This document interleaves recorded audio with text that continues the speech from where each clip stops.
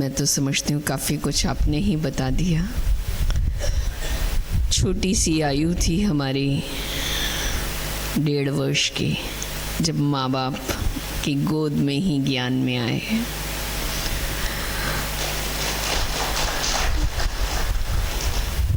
तो ये तो नहीं समझती ज्ञान, लेकिन हाँ, माँ बाप के साथ साथ आ गए।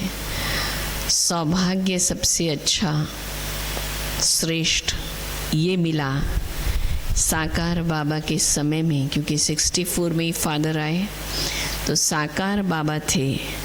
और तब हम जब पहली बार मधुबन में आना हुआ तो मेरी आयु तब 2.5 वर्ष की हो चुकी थी। 1 साल बाद जब फादर मुझे या मदर फादर साथ में मैं आई तो मेरी आयु 2.5 वर्ष की थी। और तब बाबा ने सबसे पहले, जैसे एक छोटे बच्चे से कोई भी बड़ा मिलता है तो क्या करता है, नाम पूछते हैं ना, क्या नाम है, नाम पूछा, नाम बताया। और नाम बताया तो बाबा ने सीधा फादर से कहा ये नाम इसके अनुरूप नहीं है, बाबा इसका नाम रखेगा। और तब बाबा ने छठी कहा जाता है जिसमें जन्म नाम दिया जाता है, तो बाबा ने कहा बाबा नामकरण संस्कार ये उत्सव मनाएगा। और तब मुझे मधुबन में ये नाम चंद्रकला बाबा ने दिया। तो ये सौभाग्य की बात थी कि बाबा ने नामकरण संस्कार किया और बाबा के हाथों मेरा नाम चंद्रकला पड़ा। वो दिन था और आज का दिन, एक तरह से बाबा ने तो उसी समय ही चुन लिया था, अपना बना लिया था। हमारी पालना उस समय से ही एक तरह से यज्ञ से ही हुई। मुझे आज भी याद है, 2.5 वर्ष की उम्र के बाद मुझे सब कुछ लगभग याद है। तो बाबा ने जब ये नामकरण संस्कार किया था तो बाबा, मुझे याद है, छोटे हॉल में आए थे और बाबा ने मुझे 2 फ्रॉक्स गिफ्ट में दी थी। बाबा आए भी, वो बाबा का जो पगड़ी वाला रूप दिखाते हैं ना, पगड़ी में बाबा पगड़ी पहन के आए थे। और मैंने बाबा को उससे पहले कभी पगड़ी में नहीं देखा था।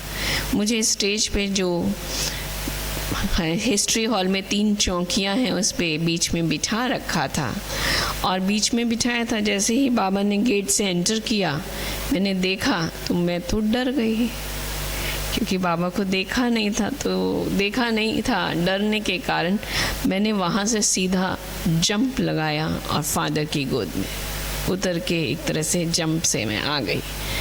और तब बाबा ने मुझे वापस लिया, पगड़ी हटाई, लिया और बाबा ने तब 2 फ्रॉक्स दिए।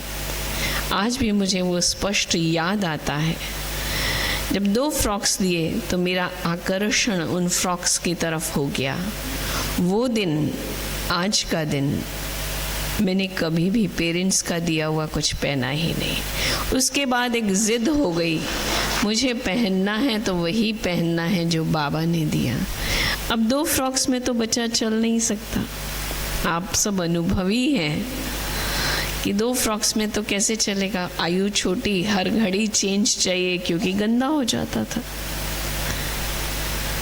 तो एक ज़िद पकड़ ली कि नहीं, मुझे पहनना है तो बाबा जो देगा वही पहनना है। फादर ने, मदर ने बहुत कहा जो तुम्हारे फ्रॉक्स लाए हैं पहनो, नहीं पहनना। तो फादर ने सारे फ्रॉक्स जाके बाबा के हाथ में दिए कि बाबा आप दो इसको अपने हाथ से तो शायद पहने। मुझे बचपन से एक ही ज़िद की आदत थी, एक ही ज़िद था मेरे अंदर, और वो एक ज़िद वही था कि नित्य मुझे नया फ्रॉक चाहिए, मुझे रोज़ पहनने को नया फ्रॉक चाहिए। एक थी और ज़िद पूरी होती थी। अब रोज़ नया और वो 2 में अटक जाए तो चलता नहीं ना। तो फादर मदर बहुत सारे फ्रॉक्स लाए थे मेरे लिए और मैं पहन नहीं रही थी। तो बाबा ने मुझे वो फ्रॉक देने का कोशिश किया, देने की, कि बच्चे देखो कितना सुंदर फ्रॉक है, देखो ये देखो, देखो ये देखो, ये वाला देखो। पर मैंने सीधा एक ही जवाब दिया, ये मेरे हैं, मुझे पता है, मेरे हैं, मुझे नहीं पहनना है। और वो दिन फिर बाबा ने मेरे लिए फ्रॉक्स बनवाए और तब से मुझे मधुबन में से ही फ्रॉक्स मिलने लगी। बाबा के बाद दीदी मनमोहिनी थे, वो मेरी सदा पालना करती रही, मैं बड़ी हुई। नेचुरल है फ्रॉक्स, फिर सलवार सूट, जो भी मैं पहनती थी वो मेरे को बनवा के देते थे और वहीं से सब कुछ मिलता था। और उसके बाद तो बाबा के बन गए ऑटोमेटिक, यज्ञ से ही हमारी पालना आज दिन तक होती है। तो ये सौभाग्य बचपन से ही, कहीं बाहर का पहना नहीं, तो स्वाभाविक धारणाएं, नेचुरल जिसको हम कहें, होती रही। ऐसे ही मैं एक और बात आपको सुनाती हूँ। अभी दीदी भी बता रहे थे, बचपन से बाहर का कुछ खाया नहीं, उस उम्र में आ गए तो बाहर का तो कुछ खाया ही नहीं, बाहर का कुछ खाया नहीं। मुझे एक प्रसंग याद आता है कि एक बार मधुबन आ रहे थे और ट्रेन में बैठे हुए थे। ट्रेन में मदर फादर के साथ मैं छोटी सी वहीं सीट के पास जैसे खेल रही थी। तो नेचुरल है, उसमें कंपार्टमेंट में तो बहुत से लोग होते हैं और बच्चा तो घूमता रहता है। तो हमारी सीट पर ही सामने कुछ लोग बैठे हुए थे, फैमिली बैठी हुई थी। और जब वो फैमिली खाना खाने लगती है और बच्चा आसपास घूमता है तो हम क्या करते हैं, बच्चे को भी देते हैं। उन्होंने भी मुझे देने का प्रयास किया, मैंने कहा नहीं, आप हो, क्योंकि वो रेलवे में मंगवा लेते हैं ना मार्केट से, मना बाहर से रेलवे से मिल जाता है, प्लेट खाने की मंगवा लेते हैं और फैमिलीज वो खाते हैं। तो मैंने देखा था, बाहर से आई और वो उन्होंने खाना शुरू कर दिया। तब मेरी आयु भी 2.5-3 साल ही, 3-3.25 साल ही होगी। तो उन्होंने मुझे ऑफ़र उसमें से कोई चीज़ का किया। तो मुरली या ज्ञान समझ तो नहीं आता, लेकिन बच्चे कुछ ना कुछ शब्द मुरली के कैच कर लेते हैं। ऐसे ही मेरे अंदर भी नेचुरल बाबा के ज्ञान के शब्द अंदर जा रहे थे और उसका यूं कहें वो कैसे दिखाई देता है कि बच्चे के अंदर ज्ञान जा रहा है अनजाने में। तो मैंने उनसे कहा, जब उन्होंने मुझे ऑफ़र किया कि ये खा लो, तो मैंने कहा नहीं, आप तो पत्थर बुद्धि हो, बाजार का खाते हो, मैं पत्थर बुद्धि थोड़ी हूँ, मैं पत्थर बुद्धि नहीं हूँ। आप देखिए, नेचुरल ज्ञान अंदर में जा रहा था, जिसकी पता नहीं थी, अंदर में समझ नहीं थी, पत्थर बुद्धि क्या होता है, पारस बुद्धि क्या होता है, ये समझ नहीं थी। लेकिन हाँ, बाबा ऐसा कहता है कि पत्थर बुद्धि है, दुनिया वाले पत्थर बुद्धि है, तो स्वाभाविक हमारे अंदर भी फीड होता चला गया। भाग्य था मेरा कि मेरा मधुबन में रहना बहुत हुआ, बहुत माना बहुत हुआ। मैं स्कूल में जब मैंने पढ़ना शुरू किया तो भी जैसे ही छुट्टी समर वेकेशन होती थी, 3-3, 2-2, 2.5 महीने में मधुबन में रहती थी। विंटर वेकेशंस में भी मैं मधुबन में होती थी। बीच में 1 वीक की भी छुट्टी आती थी तो भी मैं मधुबन चली जाती थी। नहीं, बाबा के पास जाना है, नहीं मधुबन में जाना है। तो जब मधुबन में जाती थी, जब तक बाबा थे, एक और संस्कार के बीच में बात सुनाती हूँ आपको बाबा के साथ की। एक बचपन में संस्कार शुरू से नेचुरल था कि मेरी जो घर में family, head of the family होता था, उसी से बनती थी। मैं उसी के पास जाती थी, उसी के साथ रहती थी। अब जब मधुबन में आती थी तो मैं बाबा के पास ही होती थी, क्योंकि मुझे मालूम था बाबा सब कुछ है। तो बाबा के पास ही होती थी, बाबा के पास ही बैठना है, बाबा के साथ खेलना है, वहीं सोना है। तो जब मेरे को नींद आ जाती थी बाबा के बेड पर, तो मेरी माँ मुझे उठा करके ले जाती थी। तो ये नेचुरल सौभाग्य की बातें हैं।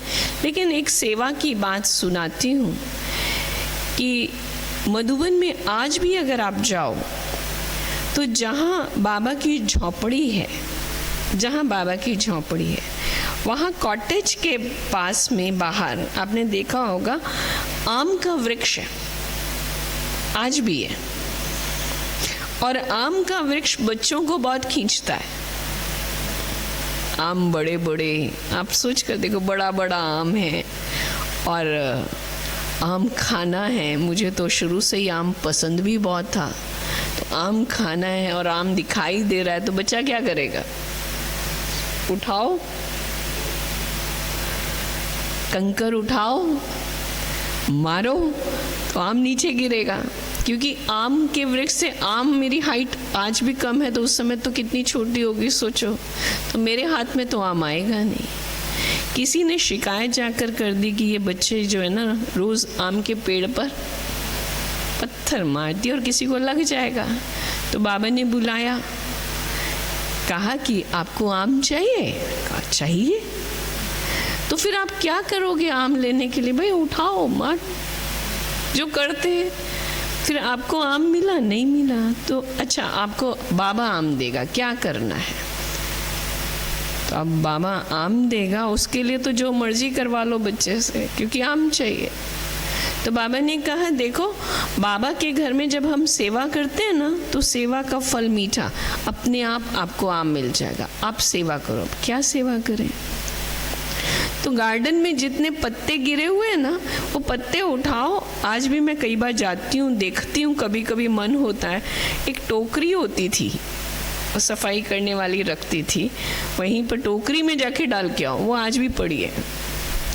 तो वहाँ जाके उस टोकरी में, वो क्या बोलते हैं, वुडन बनी हुई होती है ना, नेट की हुई वुड, तो वो टोकरी में जाके डाल के आओ। तो मैं 2-4 पत्ते उठाती थी, 10 पत्ते उठाया, हो गई सेवा। अब आम चाहिए। तो फिर बाबा तो बाबा थे ना। तो आज भी आप देखेंगे वहाँ झोंपड़ी के बाहर, अब तो मार्बल का बन गया, लेकिन पहले पत्थर की पट्टियाँ होती थी जिसपे भाई बहनें कभी कभी थोड़ा थोड़ा बैठ जाते थे, 2-3 होती थी। तो बाबा के पास, माना आम के वृक्ष के पास वहाँ एक पट्टी होती थी, तो बाबा उस पर मुझे खड़ा कर देते थे। अब भले उस पर खड़ा कर दिया, पर हाइट तो कम है, तो हाथ में तो आएगा नहीं। तो भी बाबा कहते थे, अच्छा देखो हाथ ऊपर करो और जंप लगाओ। बाबा खड़ा है, ना बाबा पास में होते थे ताकि गिरे नहीं। तो जंप लगाओ और जितने आम आप हाथ से तोड़ोगे वो तुम्हारे। एक भी नहीं आता था, एक भी नहीं आता था। अरे 2-4 जंप लगा लेते थे, फिर बाबा को कहते थे, बाबा एक भी नहीं आता है। बाबा बोलते थे, और थोड़ा सा वापस गार्डन में जाओ, थोड़े और सेवा करो, अभी सेवा का फल पका नहीं। हाँ, ये तो वही वाली बात है, अंगूर खट्टे हैं।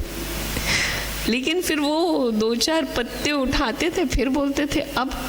फिर कभी बाबा तोशा, मुझे याद है अभी भी, कभी बाबा तोशा देते थे, कभी बाबा अंगूर की बेल से अंगूर तोड़ के देते थे, और कभी आम खिलाते थे। पर ये अंदर ही अंदर पक्का कर दिया बाबा ने, सेवा पहले फिर बाद में फल। पहले सेवा, ये अंदर में धीरे धीरे पक्का होता गया कि अच्छा चाहिए, टोली चाहिए, आम चाहिए, अंगूर चाहिए, तो पहले सेवा करके आओ। तो हम ऑटोमेटिक कहते थे नेचुरल में, कर ली सेवा। बच्चे को जब पता हो जाए तब मिलेगा, तो वो क्या करेगा? फटाफट जा करके वो करके कि अब मैं कर चुकी, पहले ही कर लिया आज तो फिर बाबा फिर सेकंड राउंड लगवाते थे, फिर अपने हाथ से देते थे। तो ये बचपन में पक्का कराया, सेवा सेवा सेवा। ऐसे ही एक इसी से जुड़ी हुई आपको बात सुनाए। थोड़े जब बड़े हो गए, आयु बड़ी हो गई थोड़ी सी, लेकिन मधुबन में रहना होता था।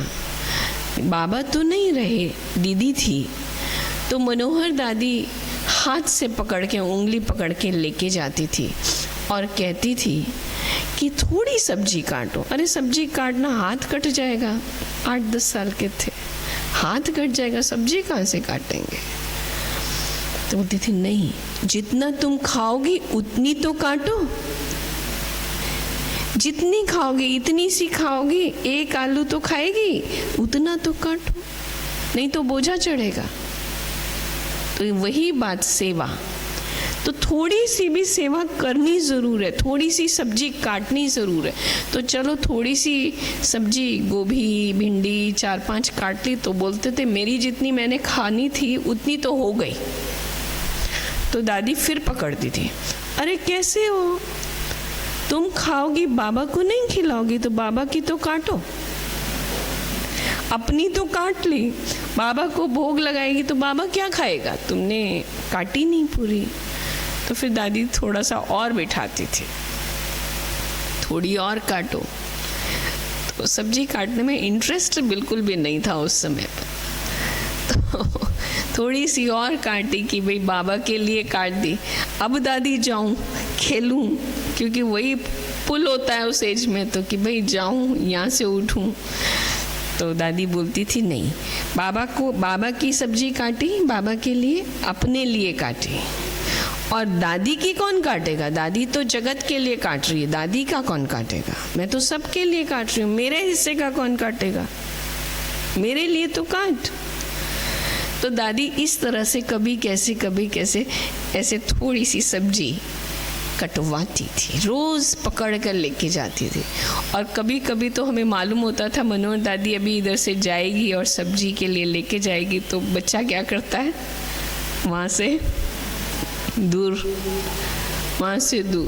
पर उनको पक्का होता था कि हम कहाँ खेलते थे, ये भी पता होता था। तो दादी बोलती थी बुला के लेके आओ, फिर तो आना पड़ता था कि तुमने सब्जी नहीं काटी है तो खाएगी क्या, आज भाग्य तो बना ही नहीं, अपना बनाया नहीं तो खाओगे क्या। तो इस तरह से यज्ञ में हम शुरू से पले और वो संस्कार, वो बीज पढ़ते चले गए नेचुरल वे में। इसे ज्ञान किसी ने ऐसे डायरेक्ट नहीं, लेकिन एक नेचुरल अंदर में जाता गया कि पहले सेवा करनी है, भाग्य बनाना है। उस समय और कोई समझ नहीं होती थी, लेकिन ये ज्ञान की समझ आती चली गई। फिर एक और बात आपको सुनाती हूँ कि बाबा के जब बने, शुरू में बचपन में आ गए, क्योंकि ये भी पक्का हो गया कि बाबा के घर का पहनना है, बाबा के घर का खाना है, बाबा की सेवा करनी है। अब और कौन सी बात चाहिए, अब और कौन सी बात। तो हमारे परिवार की जो पालना थी विशेष दीदी मनमोहिनी के हाथों से हुई। बाबा के बाद दीदी मनमोहिनी ने हमारे एक तरह से पूरे परिवार की पालना की। तो दीदी रोज शाम को हमें म्यूजियम में भेजा करती थी, जाओ ज्ञान सुना के आओ और रोज मुरली लिखो। तो वहाँ से मुरली लिखनी है, मुरली की पॉइंट लिखनी है, 4-5 पॉइंट्स तो लिखनी है। दीदी पढ़ेगी तो फिर दीदी ने लिखना भी सिखाया, क्योंकि 4-5 पॉइंट्स लिखनी है तो जो सुनाई दे रहा है वो लिखते चले जाओ, 4-5 लिखना है, ओम शांति। लेकिन फिर दीदी ने सुनाया और सिखाया कि इधर ज्ञान की पॉइंट्स लिखो, फिर थोड़े पेजेस छोड़ो, योग की पॉइंट्स लिखो, फिर धारणा की लिखो, फिर सेवा की लिखो, 4 हिस्से डायरी के बनाओ। तो फिर समझ में आने लगी कि ज्ञान के पॉइंट्स ये हैं, योग के ये हैं, क्योंकि बुद्धि चलने लगी कि कौन सी पॉइंट ज्ञान में आएगी, कौन सी पॉइंट योग में आएगी, कौन सी धारणा में आएगी, कौन सी सेवा में आएगी। तो डायरी के हिस्से बनवा दिए दीदी ने, और उस तरह से हम फिर मुरली में बैठकर मुरली लिखते थे। और दीदी शाम को भेजती थी, जाओ सेवा करके आओ, म्यूजियम समझा करके आओ। अब म्यूजियम समझाने जाते थे, दादा आनंद किशोर मुझे याद है लेके जाते थे, हो सकता है आप में से कोई दादा आनंद किशोर को जानते भी हो। दादा आनंद किशोर हमें अपने साथ लेके जाते थे और अपने साथ लेकर के आते थे। और जब हमें जाते थे तो दादा बोलते थे, देखो वहाँ तुम लोग सामने बैठना, फिर जिसका नंबर लगेगा ना उसको भेजता जाऊँगा। तो वहाँ वो बेंच होती थी, बेंच पर बिठा देते थे, 1 2 3 4 5, फिर जिसका नंबर आएगा और जो समझा के आ जाएगा फिर आके लाइन में बैठ जाओ, फिर नंबर आएगा तो भेजेगा, दादा भेजेंगे। और पहले जब हम जाते थे म्यूजियम में तो फर्स्ट राउंड जो भी म्यूजियम समझा रहा है जाके सुनो, क्या सुनाया उसने, सुनो फिर आके समझाएंगे। तो 15-20 मिनट हमारे उसमें जाते थे कि सुनना है, पूरा सुनना है, और फिर म्यूज़ियम समझाना है। तो फिर हम म्यूज़ियम समझा के आते थे, लाइन में बैठते थे, और आके फिर रात को जब दीदी के पास गुड नाइट करने जाते थे तो दीदी पूछती थी आज म्यूज़ियम कितने ग्रुप्स लिए? दीदी आज 2 ग्रुप्स लिए, आज 3 ग्रुप्स लिए। तो दीदी बोलती थी कुछ भी नहीं कमाया, कुछ किया ही नहीं, 3 ग्रुप्स बस। फिर सोचा अच्छा कल से 1 ग्रुप एक्स्ट्रा लेंगे तो दीदी शाबाशी देगी। तो फिर नेक्स्ट डे ध्यान रखा कि 4 ग्रुप। अच्छा दीदी आज तो हमने 4 ग्रुप समझाए, अब तो शाबाशी दो। 4 ही ग्रुप, इतनी ताकत आई, बस थक गई थी क्या? फिर दीदी ऐसे पूछती थी। तो मिनिमम दीदी के अनुसार 6 ग्रुप्स लेने होते थे। अगर दीदी से शाबाशी लेनी है तो 6 ग्रुप्स लेने होते थे। तब दीदी कहती थी बहुत अच्छा, आज सेवा की। और उससे पहले दीदी कहती नहीं थी कि सेवा की। दीदी का ऐसे ही घूम फिर के आ गई, 2 ग्रुप ही तो समझाए, घूम फिर के आ गई। ज़रूर जैसे दीदी बोल रही थी ना कि इधर उधर की बात नहीं करनी, तो ज़रूर तुम लोग बातें ही कर रहे होंगे, खेल रहे होंगे, सेवा नहीं की। सेवा करती थी तो इतने ग्रुप्स तो लेती थी। तो फिर 5-6 ग्रुप्स लेने हैं। अच्छा फिर दीदी फिर आगे पूछने लगे कितना बड़ा ग्रुप था, कितने लोग थे उसमें? 2 जने थे, 4 जने थे, कितने लोग थे? बड़ा ग्रुप तो लो, तब तो समझेंगे पावर आई, नहीं तो क्या समझेंगे। तो इस तरीके से धीरे धीरे हमने यज्ञ में पालना भी ली और सीखा भी कैसे सेवा करनी है और कितनी मिनिमम होनी चाहिए, ये सीखा भी। सब्जी कितनी कम से कम काटो बचपन में भी, तो ये सीखा और पालना हमें बड़ों से मिली। तो इस तरीके से धीरे धीरे बड़े होते चले गए। फिर जब हमने 12th पास किया तो मुझे याद आता है कि हमारी पालना मैंने जैसे सुनाया दीदी के द्वारा हुई। तो दीदी ने ही कहा कि अब आगे की पढ़ाई तुम दीदी के पास रह के करो। दीदी उन्हीं दिनों में जयपुर आए थे, तो मैंने कहा मैं कैसे रह सकती हूँ, आश्रम पे रह के मैं कैसे पढ़ूँगी? दीदी ने कहा नहीं, दीदी के पास रह कर के पढ़ाई करो। तो मैंने दीदी से बाल मन तो कैसा होता है, तो मैंने कहा मेरी तो बहुत सारी फ्रेंड्स हैं, मैं तो ग्रुप में रहती हूँ, मैं कैसे जाकर इनके पास रहूँगी? मेरी फ्रेंड्स जब सेंटर पे आएंगी तो इनको तो अच्छा ही नहीं लगेगा, क्योंकि सेंटर पे तो बड़े लोग भाई बहनें आते हैं। मेरी फ्रेंड्स आएंगी, मैं तो अपनी फ्रेंड्स को घर में खाना भी खिलाती हूँ, अच्छा ब्रेकफास्ट खिलाती हूँ, क्योंकि मैं अकेली थी। तो बहुत वो आती थी तो बहुत कुछ उनको मेरे साथ खाना वगैरह जो बना होता था खिलाती करती थी। तो मुझे याद आता है कैसे बड़ों ने पालना की, नहीं इसको बाबा का बनाना है। तो उन्होंने इनको कहा दीदी को, जब इसकी फ्रेंड्स आएंगी ना तो उनको समोसा खिलाना, कचौड़ी खिलाना। और मुझे कहा अब तो रहेगी ना, वो खिलाएंगी, अब तो तुम रहेगी ना। और वो दिन मैं दीदी के पास आई, वहीं से मैंने कॉलेज, यूनिवर्सिटी सब कुछ वहीं रह के पढ़ाई की, सब कुछ किया, वहीं सीखा। आगे की लाइफ वहीं से एक तरह से लीड करनी शुरू की। तो सेंटर पे रह के पढ़ाई, सेंटर पे रह के ज्ञान योग की सेवा भी साथ साथ करते हुए बड़े होते गए, सेवा संभालते चले गए। और आज तो पढ़ाई एजुकेशन पूरी होने के बाद सेवाओं में वहीं लग गए। कह के आए थे फादर को 7 दिन रह के देखती हूँ, अच्छा लगेगा तो रहूँगी, नहीं तो वापस आ जाऊँगी। वो 7 दिन तो अभी तक पूरे हुए नहीं हैं, वो चल ही रहे हैं। तो तब से आज तक वहीं सेवाएं कर रहे हैं। ओम शांति।